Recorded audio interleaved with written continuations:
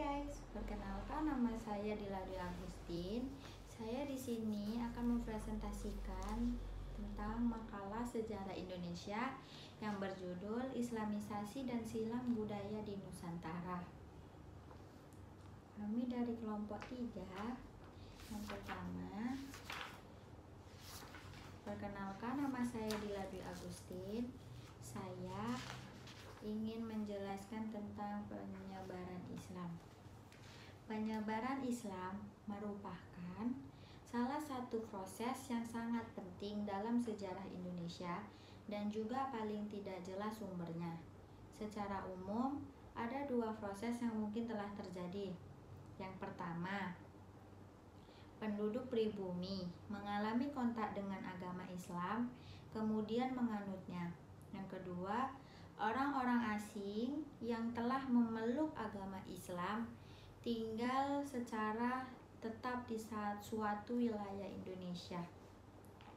Ruang lingkup kajian sejarah Islam Indonesia sejak abad 14 sampai abad ke-19 yang menjadi perhatian para sejarawan adalah bagaimana proses masuknya Islam di Asia Tenggara, termasuk Nusantara.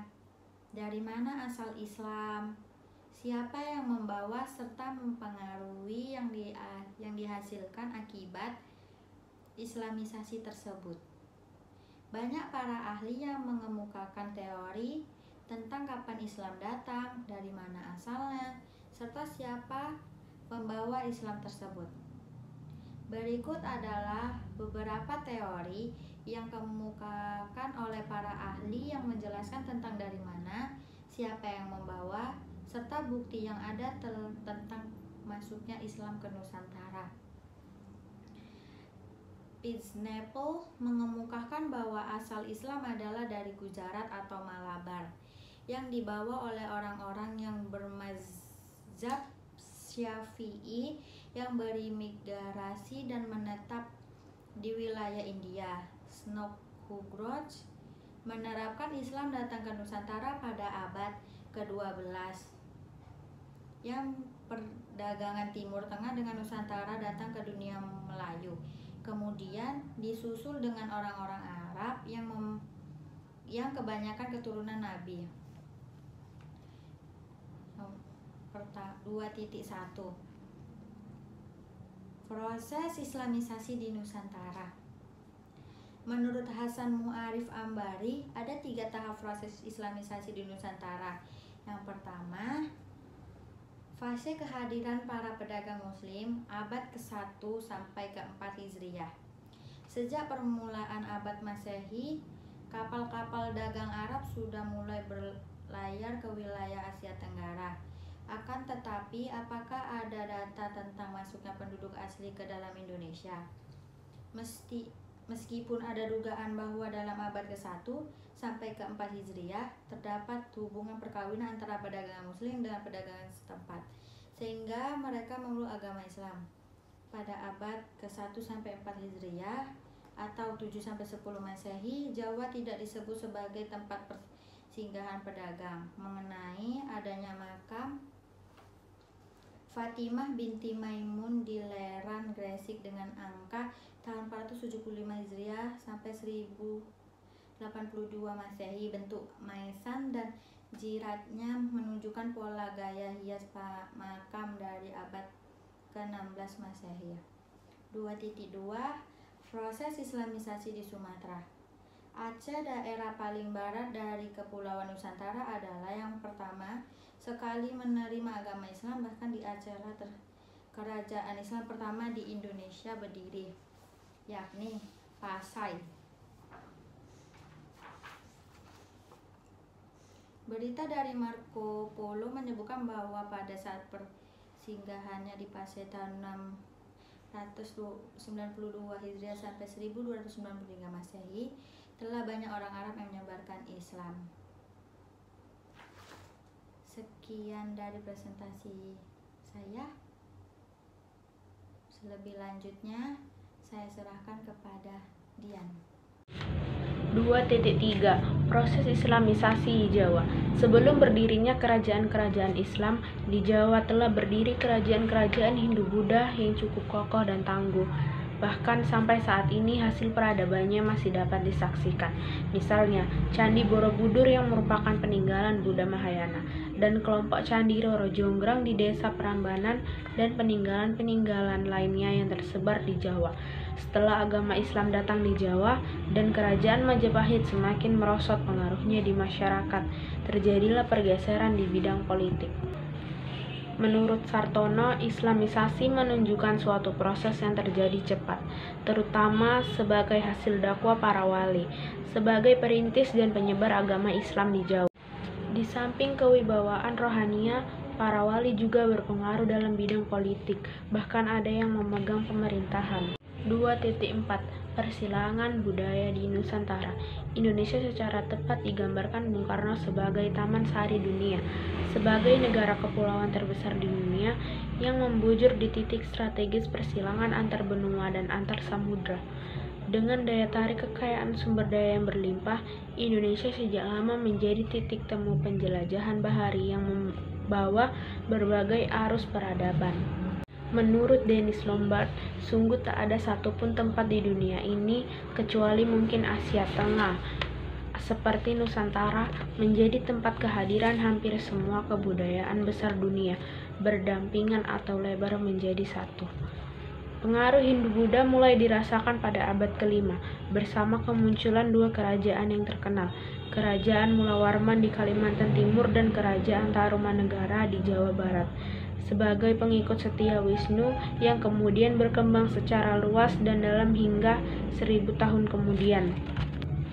Pengaruh Islamisasi dirasakan secara kuat pada abad ke-13 dengan kemunculan kerajaan-kerajaan Islam awal seperti Kerajaan Samudra Pasai di sekitar Aceh dari ujung barat Nusantara. Kehadiran Anaris Cina berperan penting dalam memperkenalkan dan mengembangkan teknik produksi berbagai komoditi, pemanfaatan laut untuk perikanan, pembudidayaan tiram dan udang, pembuatan garam, pengadopsian teknik serta perlengkapan perdagangan, gaya hidup, peran sosial, budaya kelenteng, serta ketertiban ulama keturunan Cina dalam proses Islamisasi.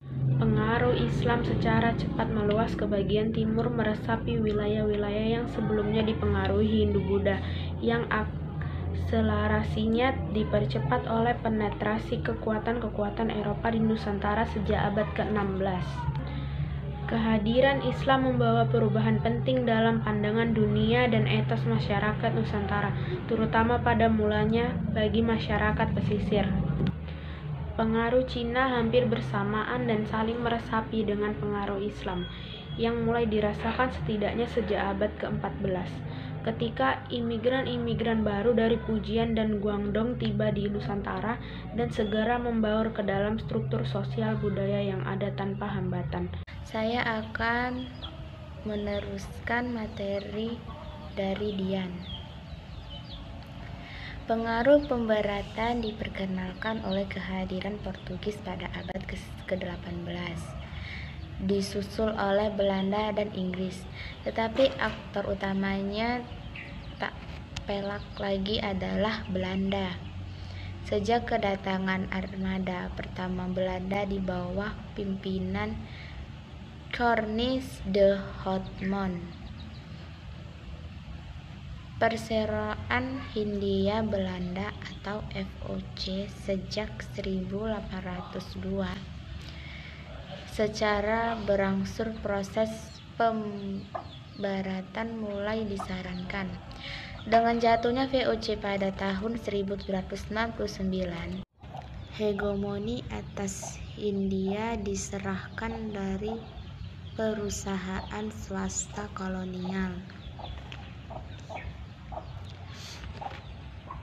kepada imperium negara kolonial. Negara kolonial Belanda mulai memecapkan pengaruhnya setelah kekuasaan sementara Inggris selama Perang Napoleon pada tahun 1811 sampai dengan 1816. Sejak itu sebagian besar kepulauan Nusantara secara berangsur dan berbeda-beda diintegrasikan ke dalam satu wilayah kekuasaan kolonial yang mentransformasikan pasal-pasal kekuasaan yang terpencar ke dalam satu negara kesatuan kolonial.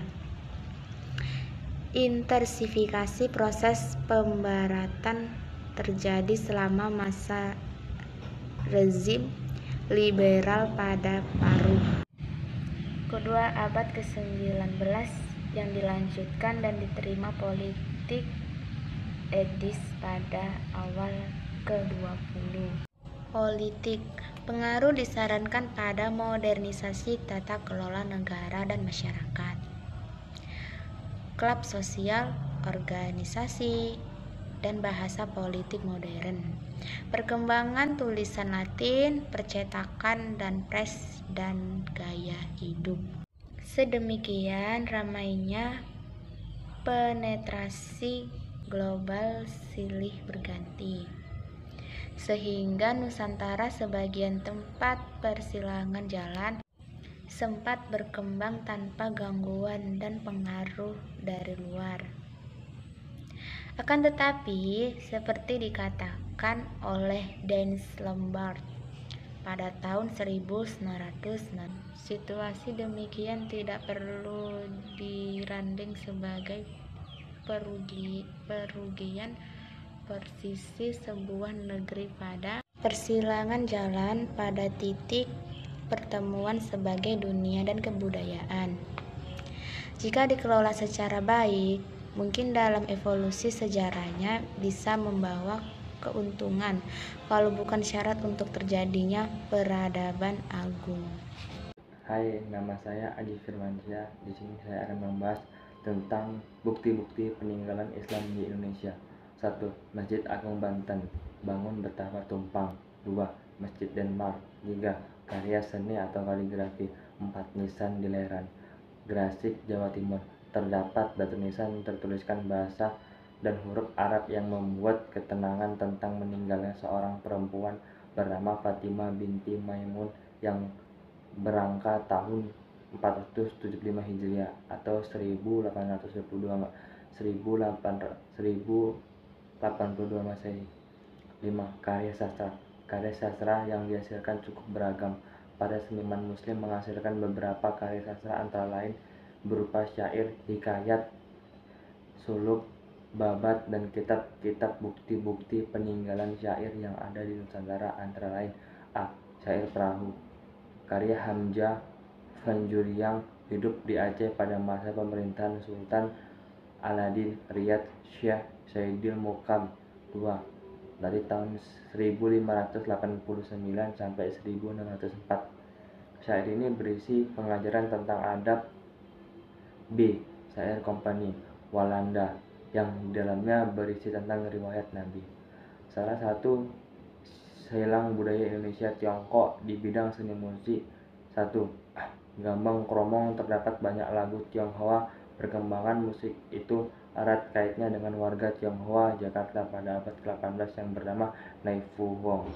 Justru atas prakasa ini lah Gambang Kromong telah mengangkat nama lagu Tionghoa. Kemudian Gambang Kromong mengelilingi tidak saja lagu-lagu lama Jakarta, tapi juga lagu-lagu baru. Gambang Kromong tak dapat dipisahkan pula dengan musik lenong.